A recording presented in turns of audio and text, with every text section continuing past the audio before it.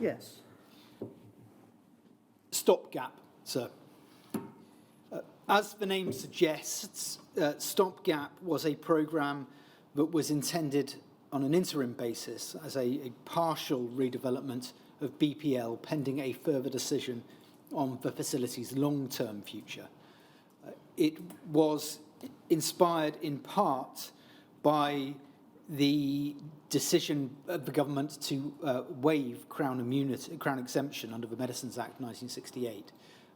That is a phrase that we often use, but it should be remembered that this was not a full waiver. The full rigours of the Act wouldn't apply to NHS facilities. There was some leeway in the way in which the Act would be interpreted, and the principles of the Act would be applied to NHS facilities, including BPL. And that is important when we look at the outcome of Stopgap. Applications were submitted on behalf of BPL for product and for manufacturers' licences in March 1976, and an informal visit from the Medicines Inspectorate was undertaken in November 1976. And even at that stage, it is evident that there were concerns among BPL and indeed an expectation that the Medicines Inspectorate report was likely to be critical. Dr. Maycock commented in 1976, the annual report for 1976, and I quote, "It is not unlikely that the accommodation of both laboratories, that's both BPL and PFL, will be criticised and in certain respects found inadequate." He pointed out that both of the laboratories had been designed well before the Medicines Act was passed, and to designs that were in keeping with the standards of those times rather than the standards that later came to be expected under the Medicines Act. So an expectation there that the Medicines Inspectorate will find fault with BPL.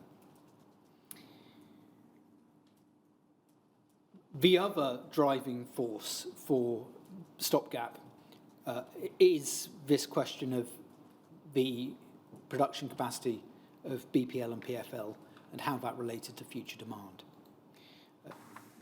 In his fifth draft proof of evidence, Dr. Lane recorded that thought had been given to future demand and the future requirements of BPL at various points in 1976 and 1977, but no formal discussions or actions were taken, save for the initiation of a feasibility study of a pilot chromatography laboratory, and ultimately that laboratory was not commissioned. That is 1976 and 1977. In 1977, in September of that year, a report was produced for the Advisory Subcommittee on Blood Products and Blood Group Reference Laboratories, in which Dr. Maycock made an observation which may be of relevance here. And if we could go, please, Paul, to CBLA 40664. That's the front cover of the report. If we go to page 23, please.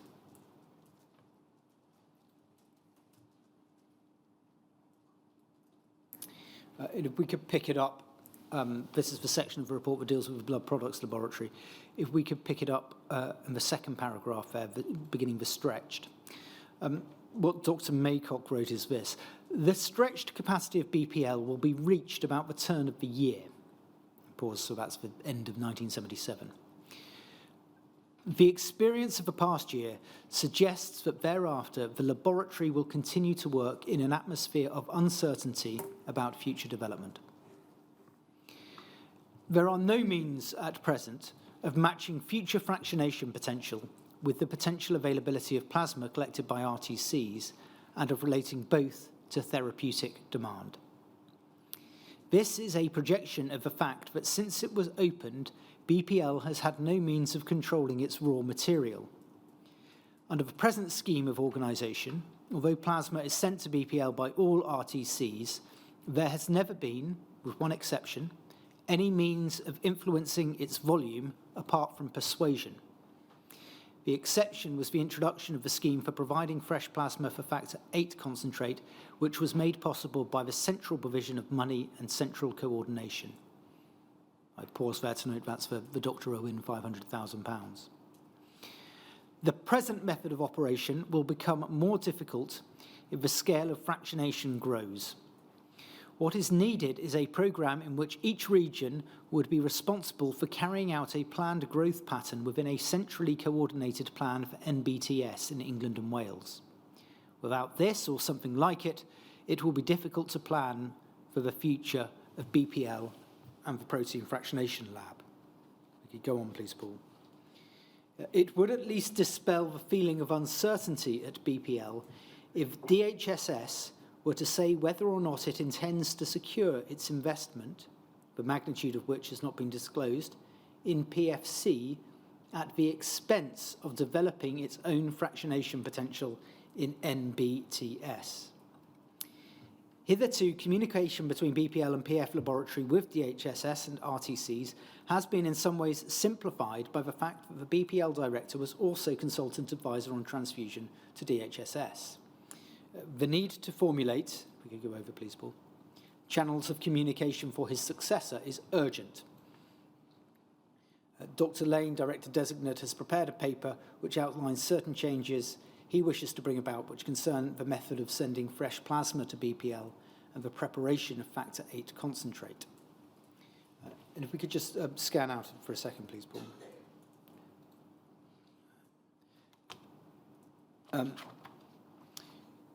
There is a later section, which I won't take you to, in which Dr. Maycock wrote that planning the future of BPL should not wait until the problems of PFC have been resolved.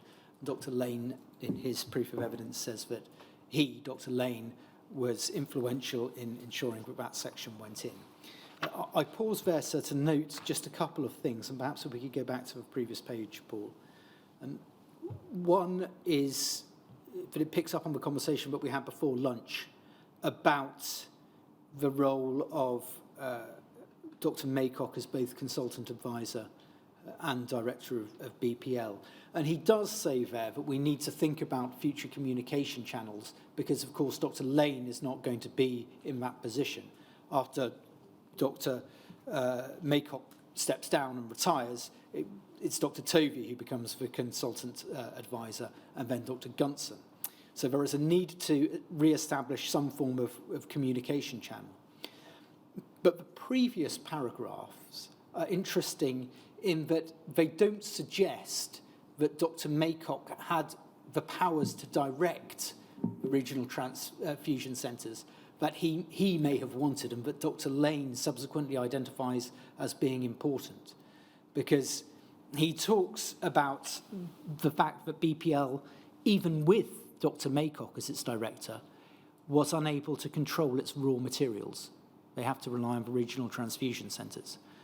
Dr. Maycock says that the only time in which there has been a national scheme of organisation and coordination was during the time of Dr. Owen's £500,000 direct investment. So that takes us back to some of that conversation that we had previously.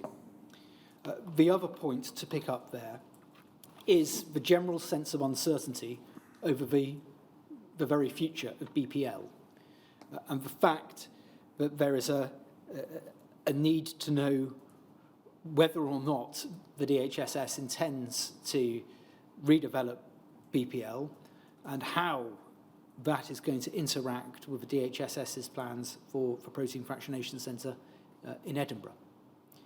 And as Dr. Lane insisted on including a sentence to the effect that the planning about BPL shouldn't wait until everything about Edinburgh is resolved. There is a need for a decision. The final point I would note, just of the last sentence that was picked up, is that there is a reference to Dr. Lane's appendix about changing the way in which plasma is collected and provided to BPL. That is a reference to the single donor pack, the single plasma pack, which forms the subject of Appendix 5, and it's something that we will perhaps come back to a little later today, but that is where its origins lie.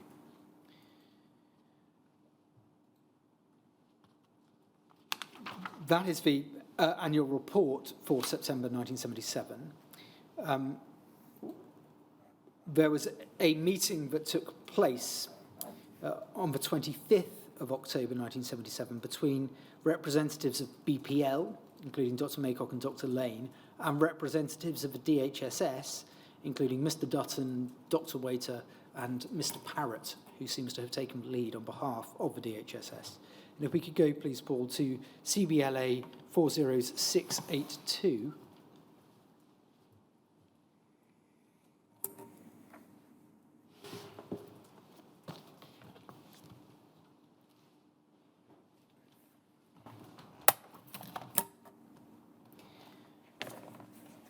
We can see from the first paragraph of the note of this meeting that the original stimulus for it was the arrival of letters from Sheffield and West Midland regional health authorities and regional transfusion centres containing proposals involving BPL processing greater quantities of plasma into factor VIII concentrate.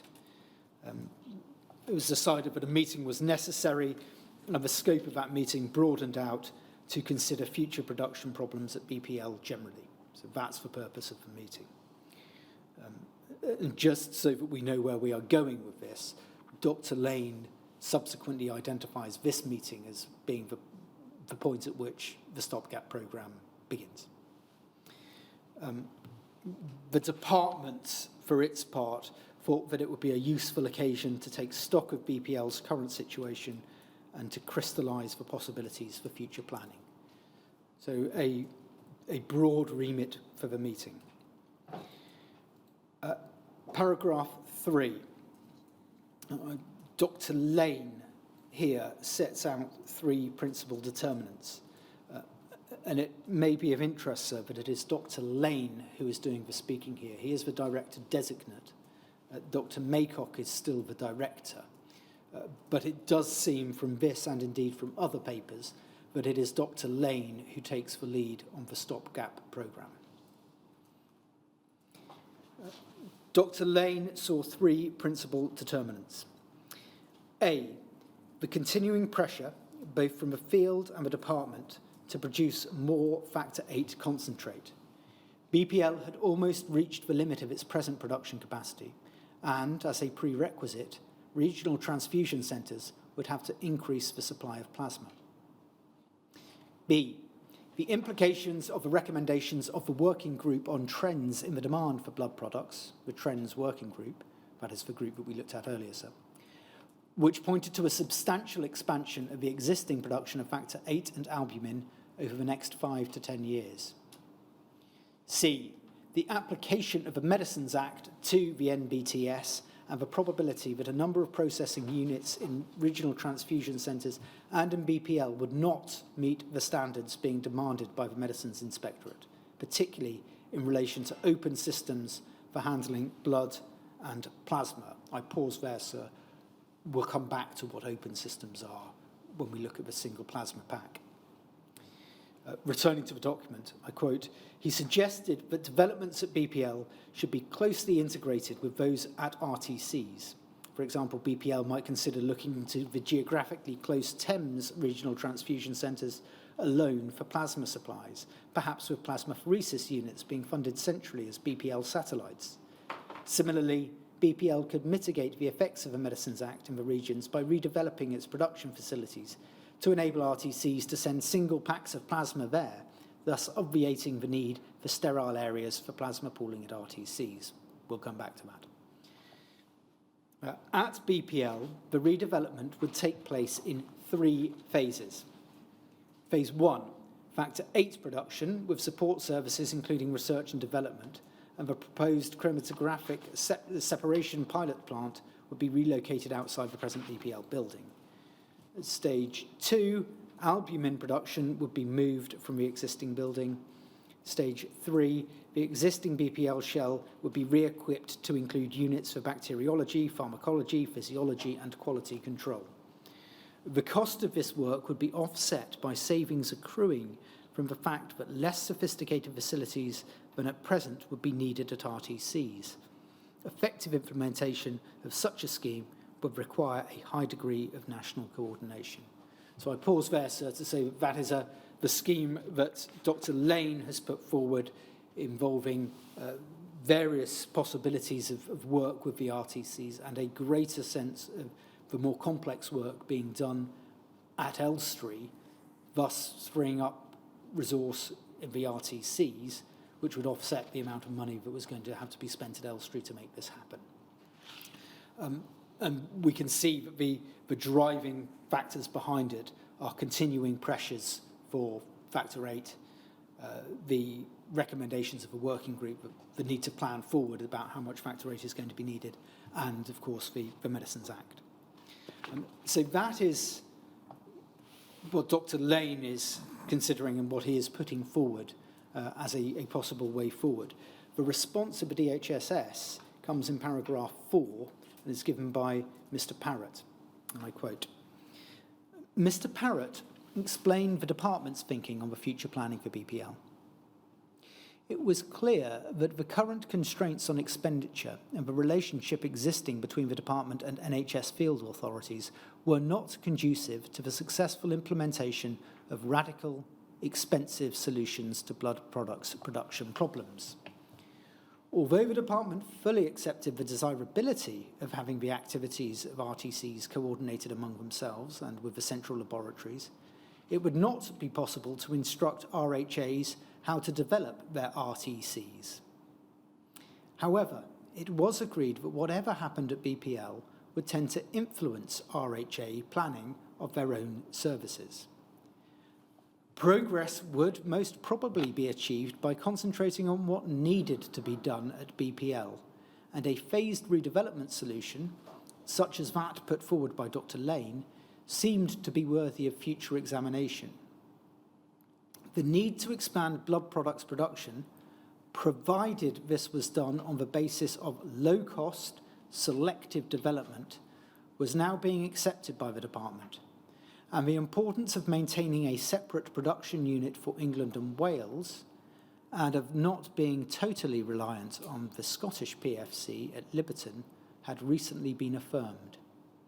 The department would therefore welcome further development of these ideas by BPL, leading to the preparation of realistic development plans based on agreed production targets." If we go to, I'll come back to that paragraph in a second, but if we could quickly go to paragraph 8, the action point that comes out of the meeting. It was agreed that BPL would draw up a list of options for future development, bearing in mind the constraints outlined in paragraph 4 above. The production targets were 50 million international units of Factor 8 annually and 200 grams per 1,000 population of albumin annually. A possible solution involving redevelopment at Elstree is outlined as an annex to this note.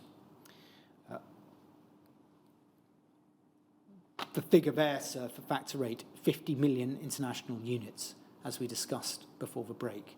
We're not entirely sure where that figure comes from, but it is consistent with the upper end of the MRC paper from 1973 and 1974, and it may be that it was felt that had been confirmed by the Trends Working Group. If we could go back, please, to paragraph 4, Paul, thank you.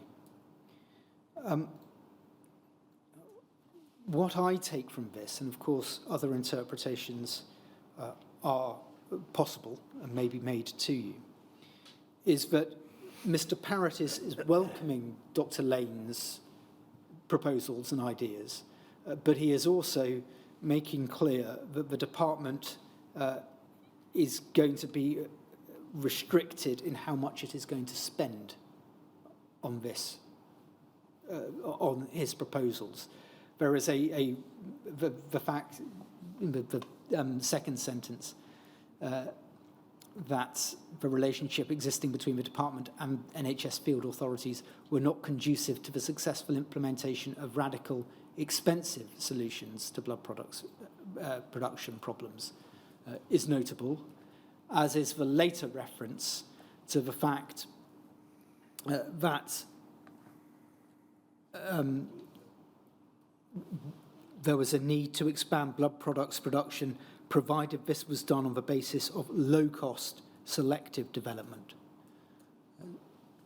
So it is perhaps Mr. Parrott just warning Dr. Lane and BPL that their proposals are going to have to make economic sense to the department, and that they should not get too carried away with the amount that they are going to cost.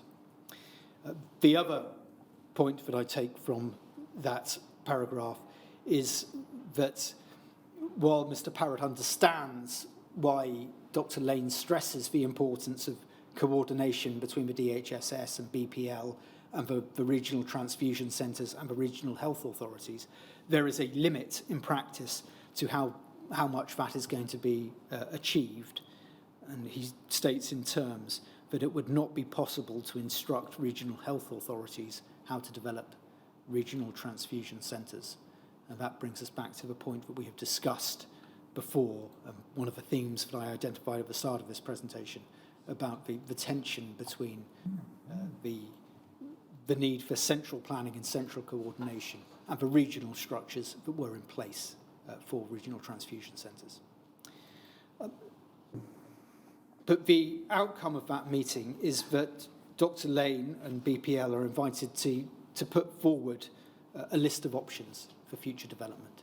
And it is that which gives rise to the stopgap proposals.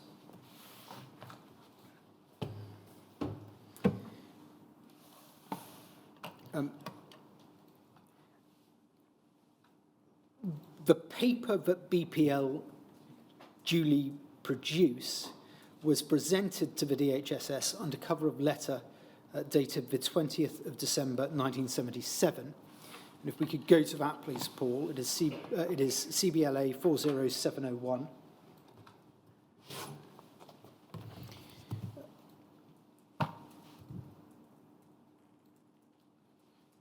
We can see that the letter is sent, as one would expect, by the director, Dr. Maycock, and it is sent to Mr. Parrott.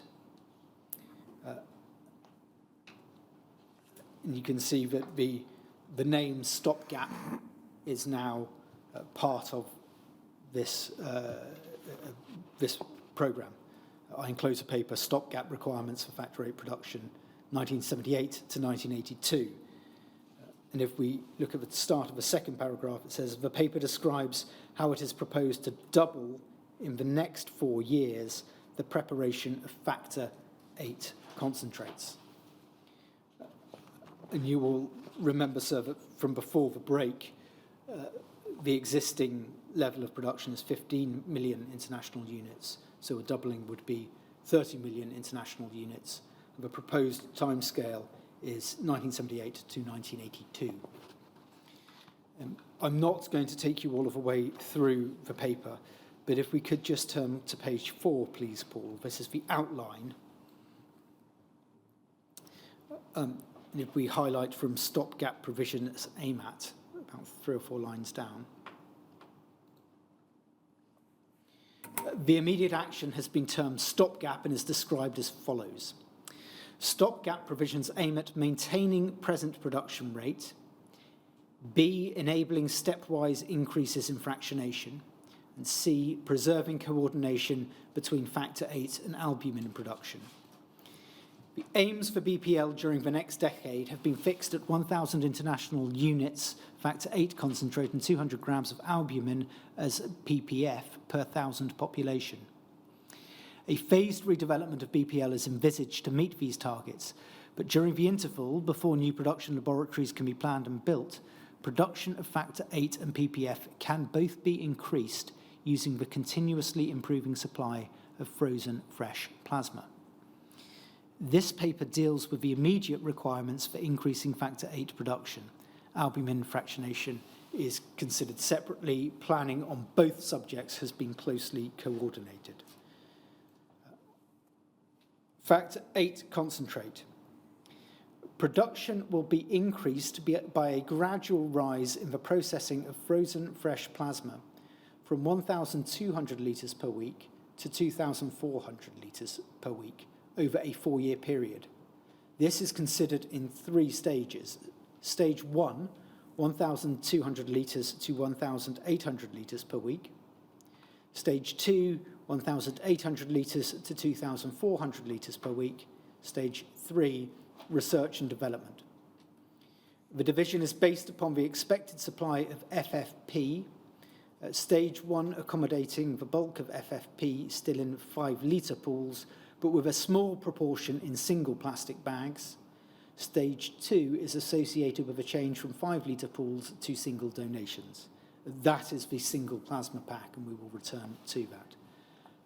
And then it goes through the requirements of what will be needed at each of those 3 stages. Stage 1 requires space, reallocation of works within BPL, equipment, change in methods, and research and development for Stage 2. Stage 2 requirements include equipment and methods, and Stage 3, research and development for a new coagulation, laboratory methods.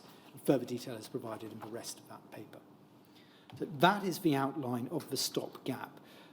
We will see from the section before the heading Factor VIII concentrates that it is envisaged, as the name suggests, as a measure to increase Factor VIII in the next 4 years, but always with a view to the fact that there needs to be a more fundamental redevelopment of BPL to meet future needs after that. So it is a stopgap.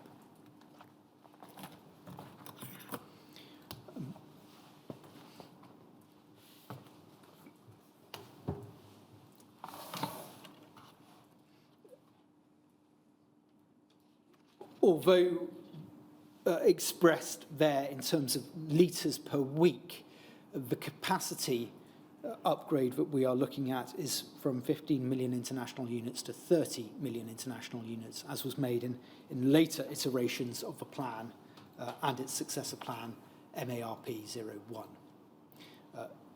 There is no suggestion whatsoever in stopgap that 30 million international units is going to amount to self-sufficiency. It is a practical response to try to increase production. It is not presented as a way of achieving self-sufficiency. The plan received a positive reception from Mr. Dutton and from others of the DHSS, and various references to that are made at paragraph 190 of the written presentation. However, it receives approval in June 1978, but this coincides with the cessation of the Lister Institute's involvement in the running of BPL. And the fact that the Lister Institute are giving up the leasehold of the land allowed for what Dr. Lane later referred to as a unique opportunity for the development and future of BPL, which was to purchase that land and surrounding land in order to make the site physically bigger, which would allow for a greater redevelopment. And that is indeed what was done. But because of the purchasing of the site, because of the need to alter the arrangements of the employment of the staff, because the Lister Institute was no longer going to be employing them, all of these things meant that the stopgap plan and the proposals had to be reviewed and amended during 1978. And revised plans were submitted in December 1978.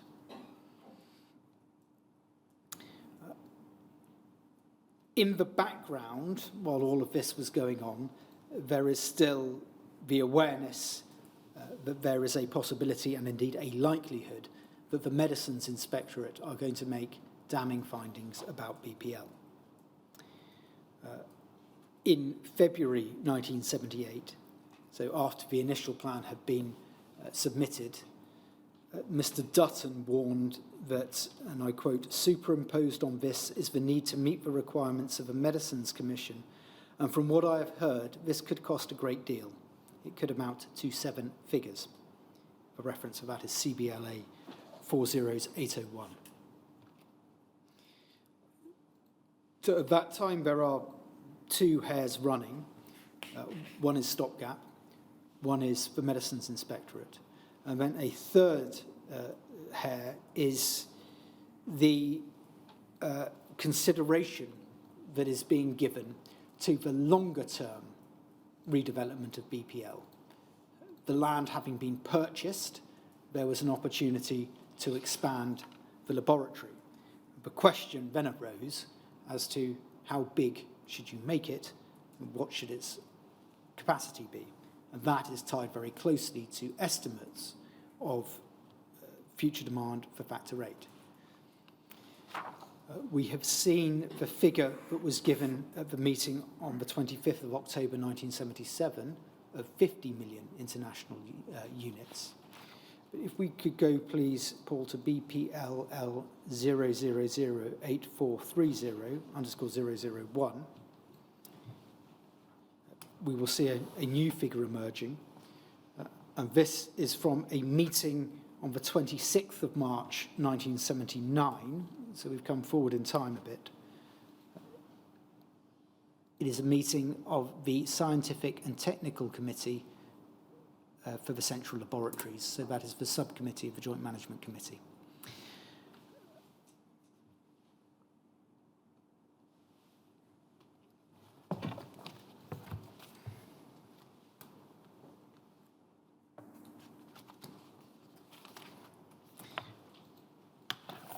We can see present at this meeting, among others, are Dr. Gunson, Dr. Tovey, who at that time was the consultant advisor, Mr. Smart, that's David Smart, who later becomes the first chair of the CBLA, and we'll see a paper from him a little later as well. Dr. Lane is there. By now, Dr. Lane is the director of BPL, Dr. Maycock having retired. Also, Dr. Dunhill is there, and we'll see his contribution later. The joint secretaries are Mr. Dutton and Dr. Waiter. This is the first meeting of the Scientific and Technical Committee, as we can see from the first entry. The chairman welcomed members and invited their views on the terms of reference. The second item is the blood products laboratory. If we could go over to the following page, please, Paul. And picking it up from the second paragraph and going down to the fifth paragraph. Dr. Lane outlined the constraints on the development of BPL due to its situation on a restricted site within the grounds of the Lister Institute. The department had now made an offer to purchase the whole of the Lister Elstree site so that over 30 acres would be available for future development. The importance of Factor 8 and albumin in dictating the ultimate size of the production capacity needed at BPL was discussed. Usage of Factor 8 in the United Kingdom was probably about 60 million international units. Current NHS production was equivalent to about 30 million international units, but only about 13 million international units were being produced as concentrate by BPL, the remaining 17 million being issued as cryoprecipitates by regional transfusion centres. The present commercial price of Factor 8 was about 10 pence a unit, so that about £3 million was already being spent annually on commercial Factor 8 concentrates. If the current rate of increase in usage continued, and if BPL production were not expanded, the cost of Factor 8 concentrates to the NHS might reach between £14 million and £24 million by 1982. Mr. Smart pointed out that with expenditure of this order likely to be incurred, there appeared to be every incentive on economic grounds for speedy investment aimed at optimising Factor 8 production at BPL. Dr. Tovey said that if the publicity was right, there would be no difficulty in obtaining all the plasma necessary to support a Factor 8 production programme rising to 100 million international units per annum, which was seen as the eventual requirement by some clinicians. Professor Peters suggested that the committee might examine these estimates of future requirement more closely, and after discussion, it was agreed that if clinicians were to retain freedom to treat their patients in the way that was considered most suitable, it was possible that eventual requirements might well approach the 100 million international units per annum mark. Dr. Tovey referred to the embarrassment he would experience if it became generally known in the southwest that large amounts of commercial factor VIII were being purchased. For 2 years, there had been more donors than the MBTS could handle. He pointed out that any further expansion of BPL plasma processing capacity would have to be matched by expenditure in the regions producing plasma. I pause there, sir, to make a couple of observations. The first is that the figure given for current usage is 60 million international units. And that, sir, is the figure that the Trends Working Group had suggested might be an appropriate figure for an estimate for the following 10 years. That had already been achieved by 1979. The second point is that there is a slight difficulty here because we translate from talking about 60 million units across the United Kingdom to discussing how much is being produced in England at Elstree, which is the figure given there is about 13 million international units at that time, with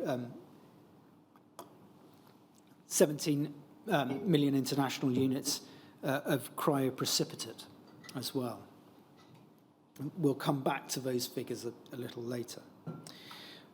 The discussion then turns to thinking about what future demand might be. And the consensus view is that about 100 million international units may be required.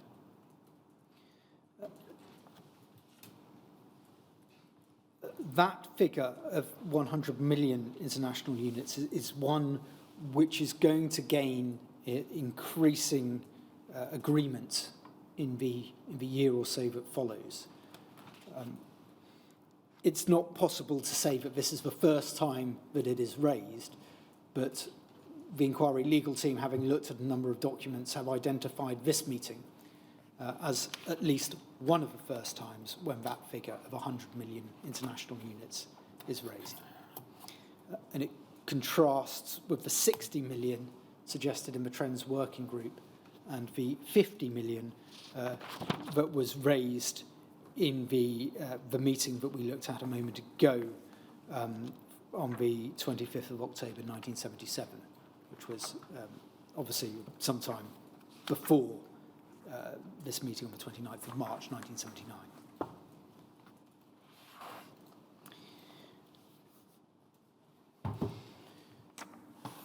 That is, sorry, just before we leave that document,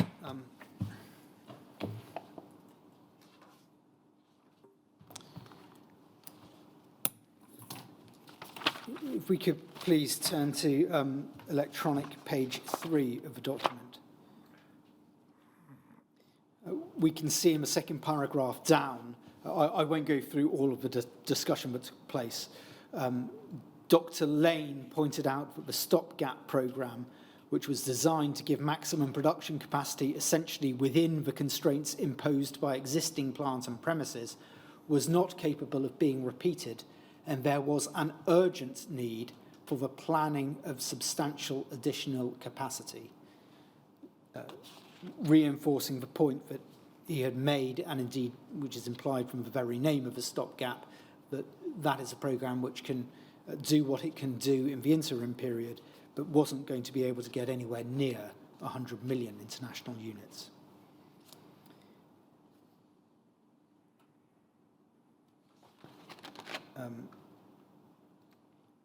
There is a discussion later in the minutes, which I won't go into now, about whether or not there should be private sector involvement in the production of plasma, something that Dr. Gunson floats as an idea, and Mr. Smart rejects as an idea.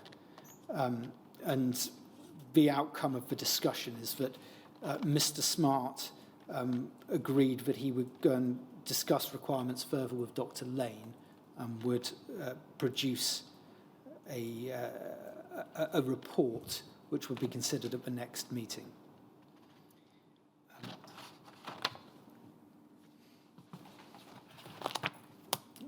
we will come back to that shortly.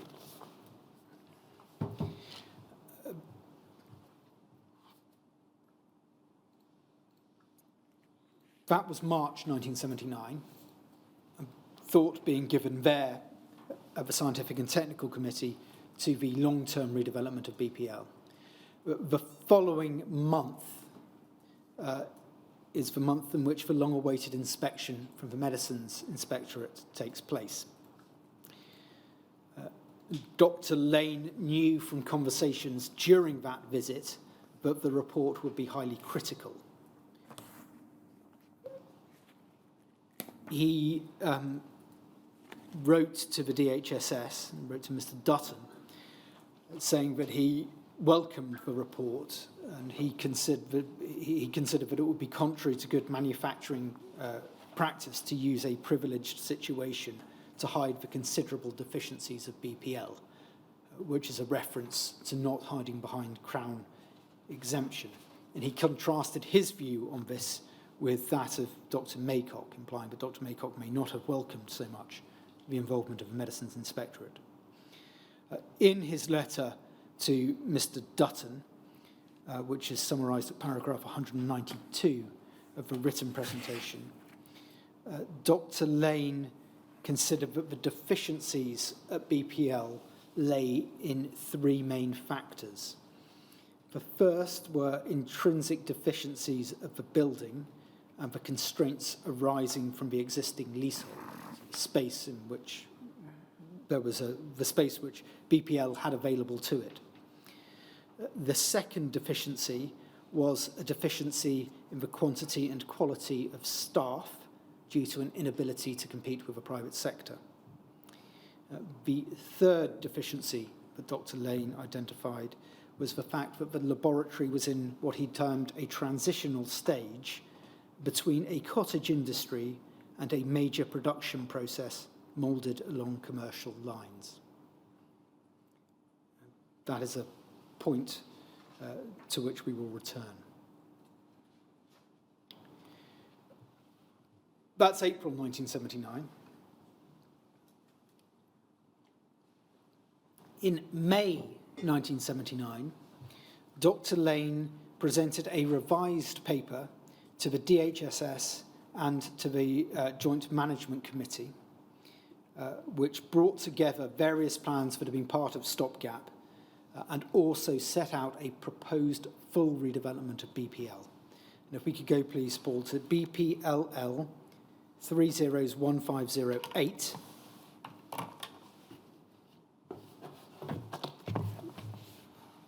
We can see that the paper is entitled The Function of Stopgap and Phased Redevelopment of the Blood Products Laboratory, May 31st, 1979.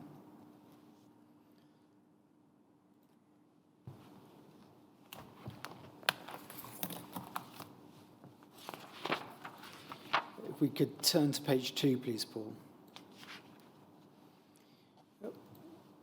This is the index, just to give you an idea of what is in what is a quite substantial 69-page document. It gives the background to Stopgap, the way that Stopgap had developed, and the proposals for it, and then, importantly, the longer-term assessment of laboratory needs and practice, and then a section on the phased redevelopment of BPL. So it's not just about the Stopgap, it's about future requirements as well. And if we could turn, please, to page 15, electronic page 15, which is part of this section on the longer-term assessment of BPL. Forgive me, it's electronic page 15 that I'm after. Projected needs, they're about halfway down the page.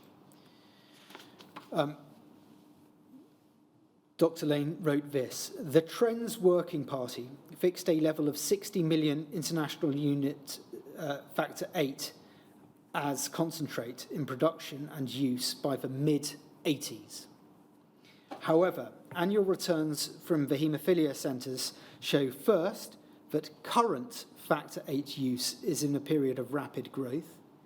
Second, The total use in 1977 was 48.5 million international units.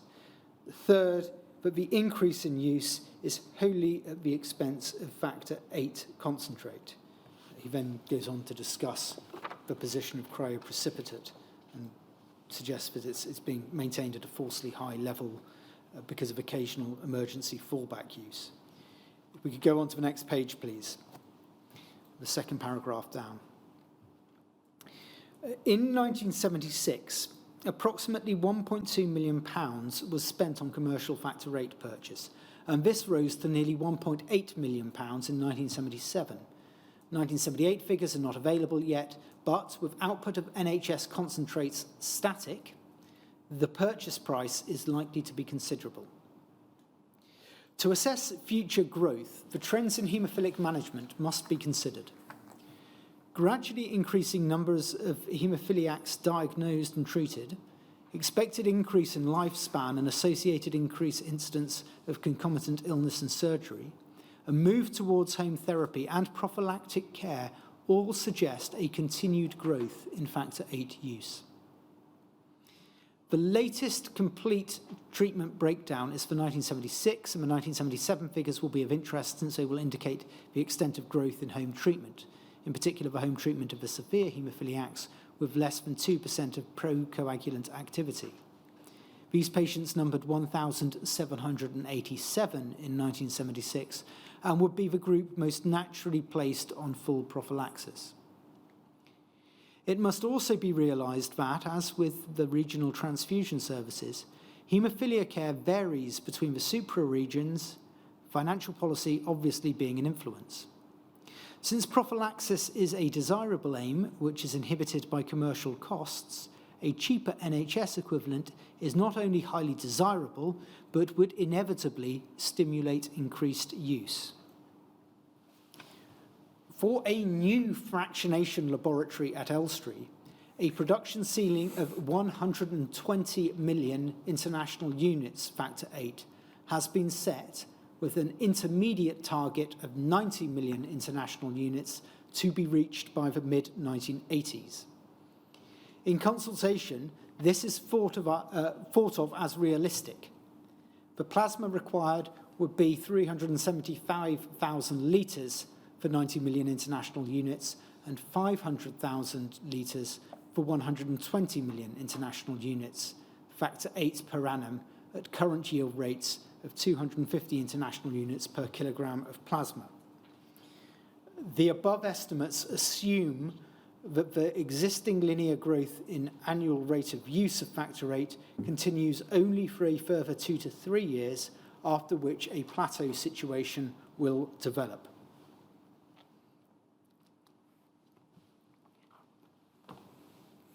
The estimate then, sir, is 90 million international units by the mid-1980s, and thereafter a ceiling of 120 million international units. That ceiling is not necessarily an estimate that will be the actual demand, but it's put forward as a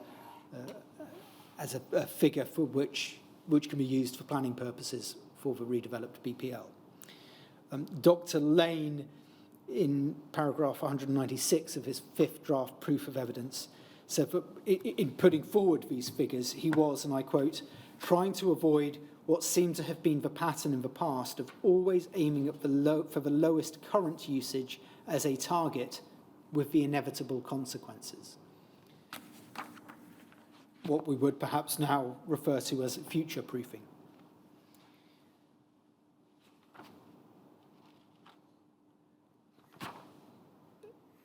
That paper was discussed at a meeting of the Scientific and Technical Committee on the 7th of June 1979, and the same meeting considered a paper from Mr. Smart, and Mr. Smart's paper focused on the financial aspects, and he estimated a cost of £20 million for redeveloping BPL, according to his calculations at that time. I would note, sir, that this is really the point at which Dr. Walford's evidence picks things up. She referred in her evidence both to Dr. Lane's paper and to Mr. Smart's paper. Both of those are concerned with the long-term redevelopment of BPL. The discussion of those papers was overshadowed at that meeting by a report on the provisional findings of the Medicines Inspectorate following their visit to BPL in April. If we could go, please, Paul, to CBLA 40952.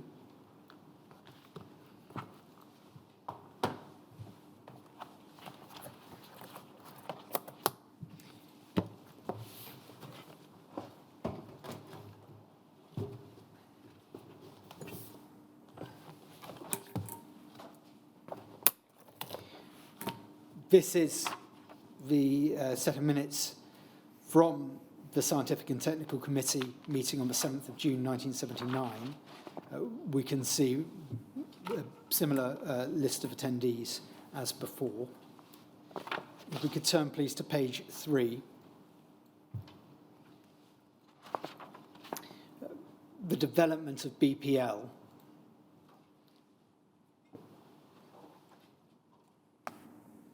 The two papers put forward the report by Mr. Smart and the memorandum by Dr. Lane for discussion. The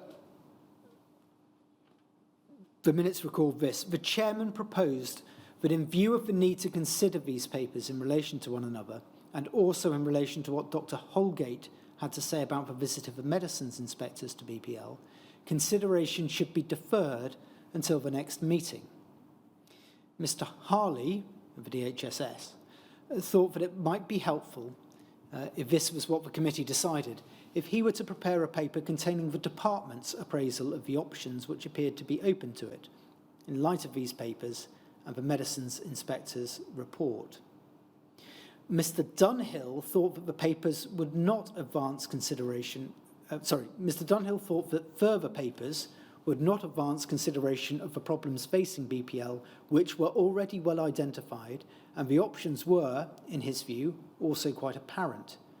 He wondered whether the better course might be for the chairman to seek to see the Secretary of State and to express the committee's disquiet that nothing was being done to put the defects at BPL right. Several members doubted whether there could be a useful discussion with the Secretary of State until the appraisal which Mr. Harley proposed to cover in his paper had been carried out. The chairman suggested that members might wish to hear what Dr. Holgate had to say before making up their minds on this question. This is what Dr. Holgate had to say about the visits of the medicines inspectors to BPL. I quote, Dr. Holgate explained the arrangements made under the Therapeutic Substances Act to control the quality of biological products based on the grant of licenses to manufacture or import. This act had been repealed in 1975, and the provisions of the Medicines Act were substantially different.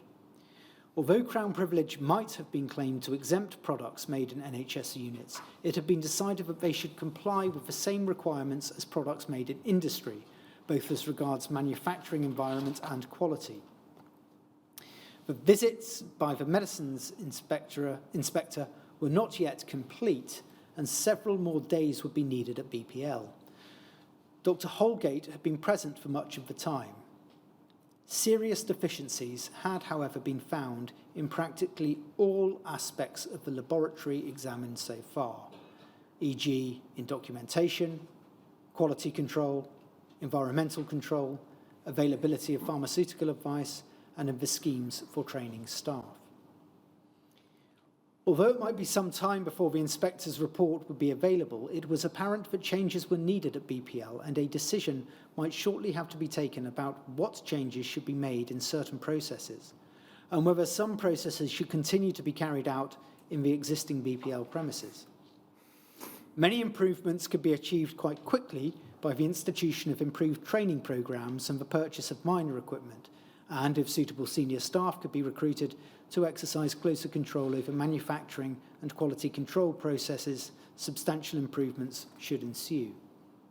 There was, however, a limit to the improvements which could be effected, given the constraints of the existing buildings and plants, much of which was now very old. Having identified the shortcomings, Medicines Division was now considering how they might be remedied, because it was apparent that a licence would not be granted to a commercial company with similar shortcomings unless there was a commitment to improve the state of affairs. After further discussion, it was agreed that the department should prepare a paper on the lines proposed by Mr. Harley. Dr. Dunhill said that he still wished to reserve his position on the advisability of such a course, since the need, as Dr. Holgate had indicated, was for urgent action. Members felt, however, that it was unlikely that ministers would give their consent to expenditure of the order of magnitude which might be necessary until there had been a complete analysis of the situation. They would almost certainly want to see an examination of the alternatives and a recommended course of action. Insofar as there was some uncertainty about the future pattern of organisation of the NHS, there must equally be some doubt about the way in which the NBTS would be organised in the future. Dr. Tovey drew attention to the urgent need to let the regions know where they stand, both in regard to the capacity of BPL in the short term and in the long term. It was apparent that many regions would be unable to produce the plasma required to support even the stop-gap proposals without significant additional investment. Mr. Harley was invited to say what the alternatives were which could be put before ministers, since there seemed to be no other choice than to put money into BPL. He explained that one possibility was to make use of the fractionation capacity at the Protein Fractionation Centre, Edinburgh. But Dr. Lane said that it had never been envisaged that this centre should process more than about 500 litres a week of plasma from England and Wales. After further discussion, it was unanimously agreed that it would be inadvisable to approach ministers until a complete appraisal of the possibilities open and their cost-effectiveness had been prepared, which the department undertook to do in time for consideration by the committee in September. Meanwhile, it was agreed that ministers should be acquainted with the situation and told of the committee's grave misgivings. Dr. Tovey thought that it was important that ministers should understand the concern which there would be amongst blood donors if they realised how much was currently being spent on commercial blood products. It was also necessary to decide to what extent there would be dependence on plasmapheresis in any future blood collection programme. Dr. Tovey pointed out that this was only one aspect of the development which would be necessary in regional transfusion centres. Dr. Lane expressed the hope that there could be an early decision in principle on the development of BPL, because this radically affected the way in which the laboratory would be run meanwhile. From what we know, sir, of the future history, this hope in June 1979 for an early decision proved to be something of a forlorn one.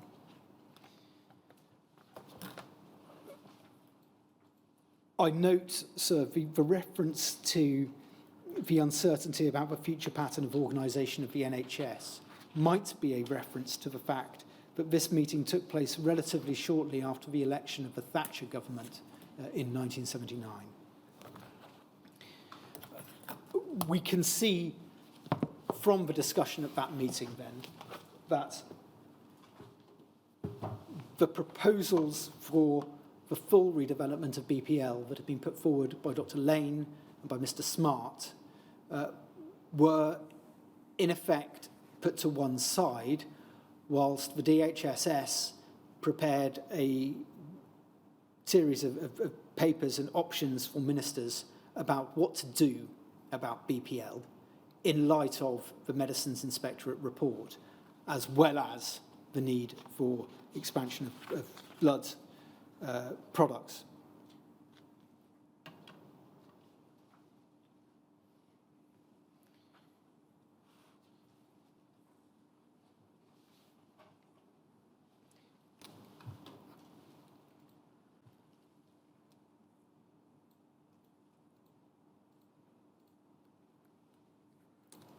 The final conclusions and recommendations of the Medicines Division were presented under a cover of letter dated the 10th of September 1979. If we could go, please, to CBLA 40988.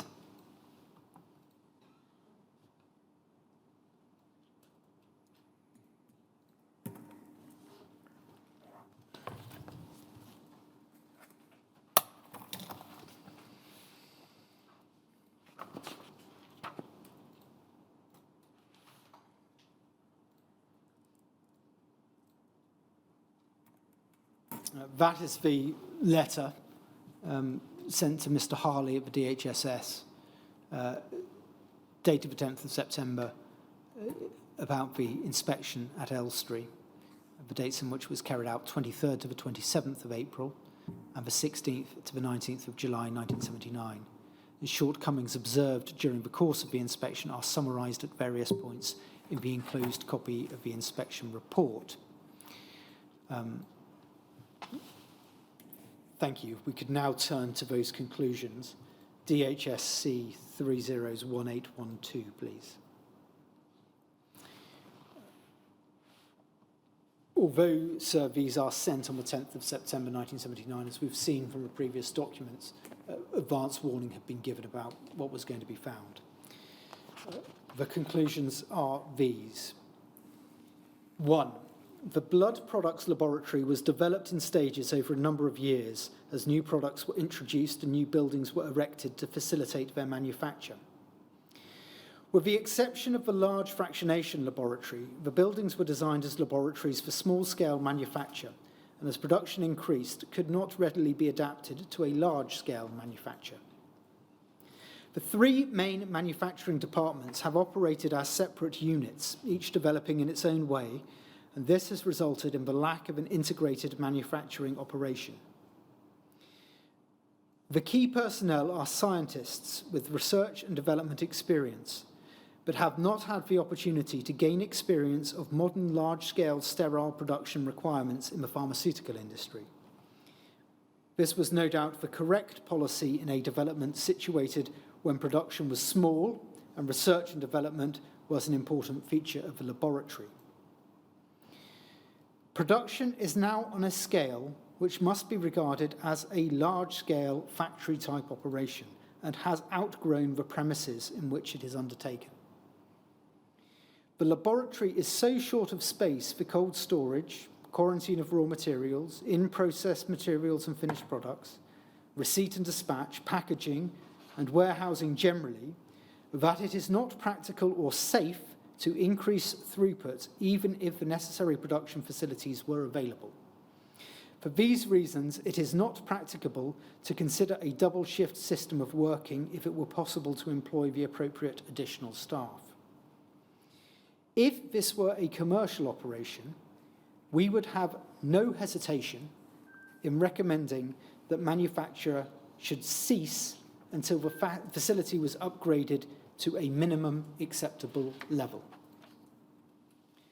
However, as blood products are essential to the health and well-being of the nation, and as alternative sources of supply are severely restricted, production at Elstree may continue, provided certain aspects of the standards of production and control are improved immediately, and that the planning of certain other essential improvements in these standards commences immediately with a view to early implementation.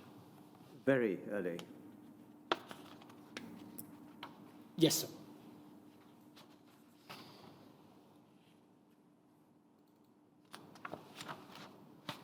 The recommendations follow. I won't go through all of those, but just to highlight a few. 9A, under no circumstances should production of any product be increased under the existing manufacturing conditions.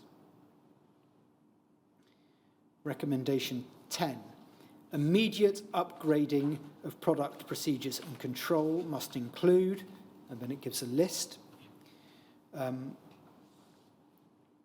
Point K, it recommends steps be taken to establish the following key posts and appoint appropriate staff. And that I includes... think we're missing K on the page. I'm sorry, so I've got ahead of Paul there. Steps to be taken to establish the following key posts and appoint appropriate staff, including a factory manager and a quality controller. And then the additional comment at the bottom of the page, and I quote from this: "The arrangements originally intended for increased production, known as stopgap proposals, should be proceeded with as quickly as possible to provide additional cold storage space, warehousing, goods receipt and dispatch, container washing and preparation, but only if such a development can be incorporated into a new manufacturing facility. However, in proceeding with stopgap, there should be no intention of increasing production in the present facility, as it is already overloaded and seriously deficient in standards."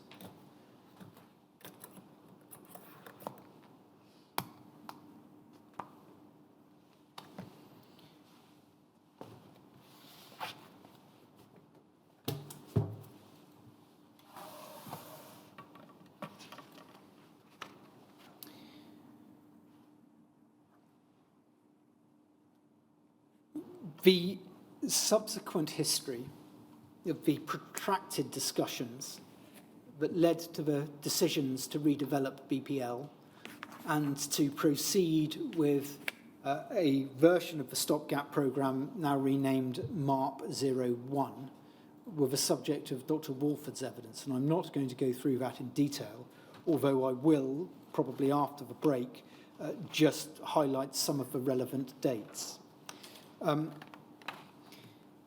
But just before we do that and before the break, it might be helpful to consider a statement made by Dr. Maycock in his last annual report to the advisory subcommittee of BPL, in which he gives a reflective comment about how the position that BPL found itself in 1977 and 1978 came to pass.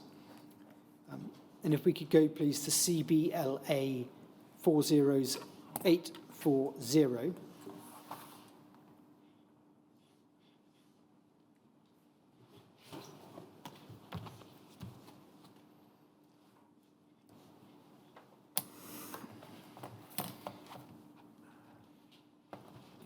We can see that this is a report to the Advisory Subcommittee on Blood Products and Blood Group Reference Laboratories of the Central Committee of National Blood Transfusion Services for the year ending July 1978.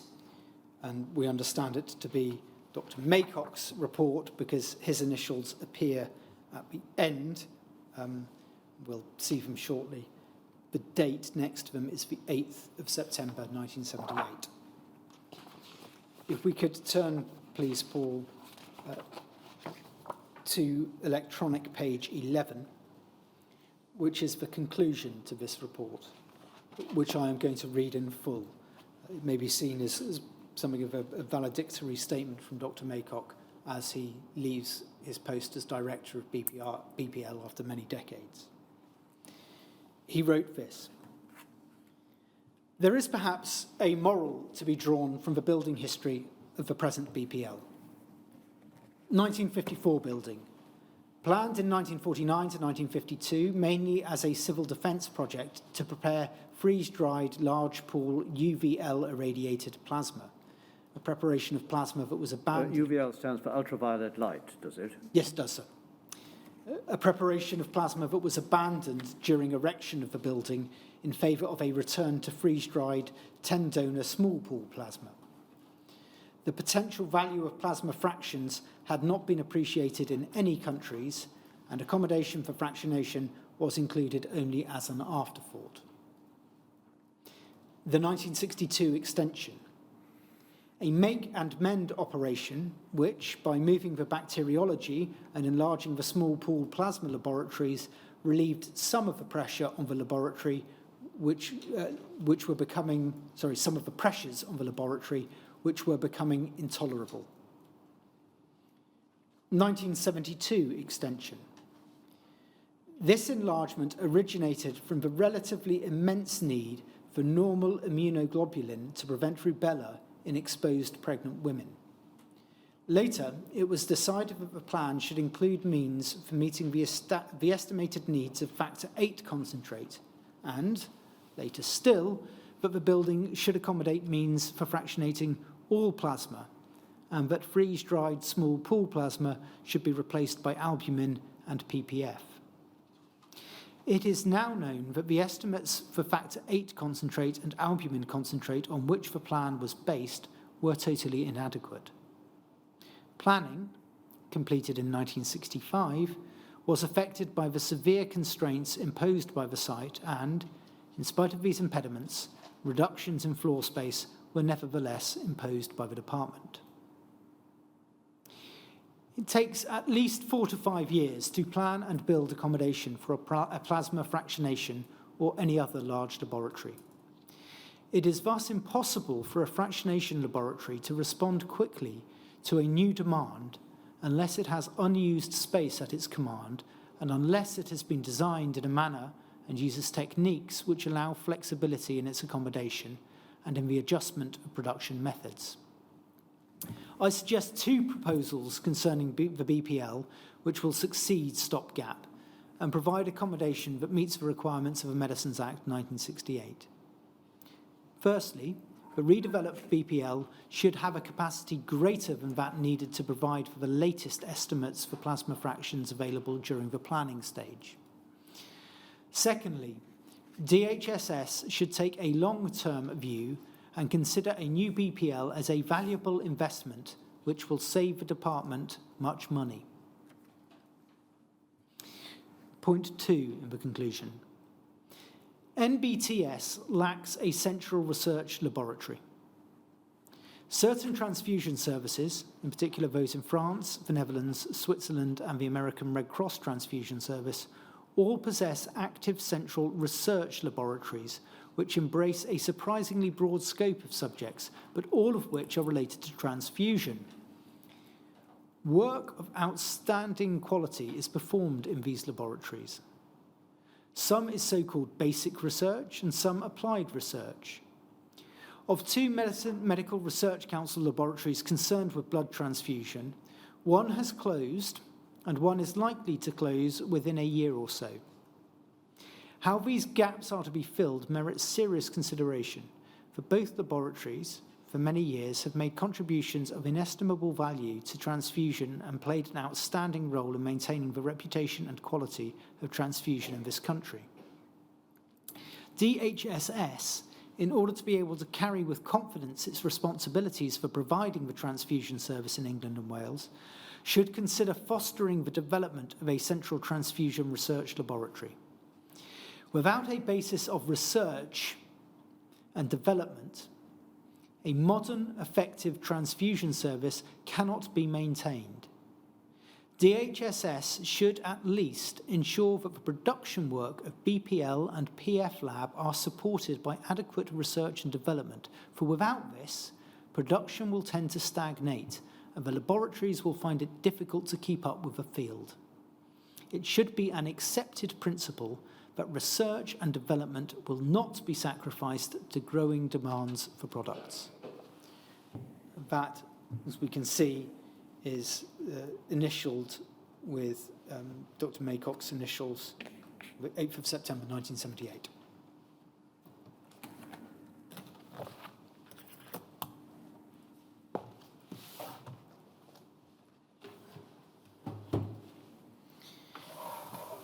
I note the time, sir, and I wonder if that might be an opportune moment for a break.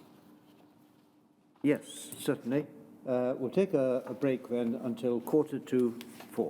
3:45.